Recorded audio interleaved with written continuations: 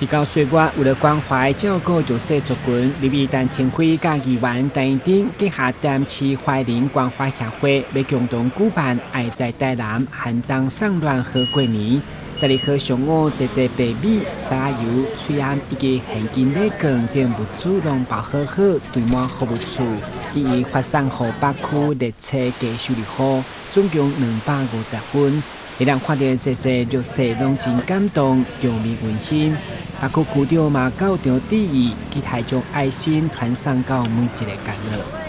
而且他们这一次准备的真的是非常齐全，除了从我们的日常用品，还有礼券，所以我觉得说他们真的是站在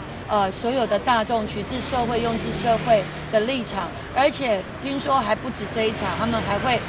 马上也要办一个汤圆。然后来关怀更多的人哈。我们服务处平常其实很多的个案都已经受到我们华人关怀协会的帮助哈。那今天在这个岁末年终之际哦，他们还特别募集了物资还有礼券哈，来分送给我们的低收入的朋友，真的非常感谢他们的爱心。那也期待说我们华人关怀协会这样子的善心义举呢，抛砖引玉，也可以让更多的朋友加入爱心的行列。来那个哦，就当哦。来，再看一下，看这边来。来，就当哦。来，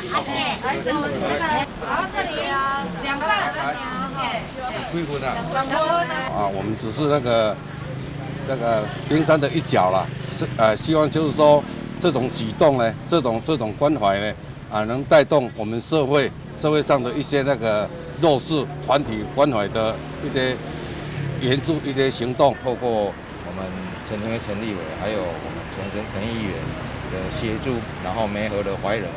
来挹注我们北区弱势民众的一个物资，我想能够让我们社会在这个寒冬之际都能够感受得到温暖，那也期许透过这样子的义举，慢慢带动我们关怀弱势的这个精神。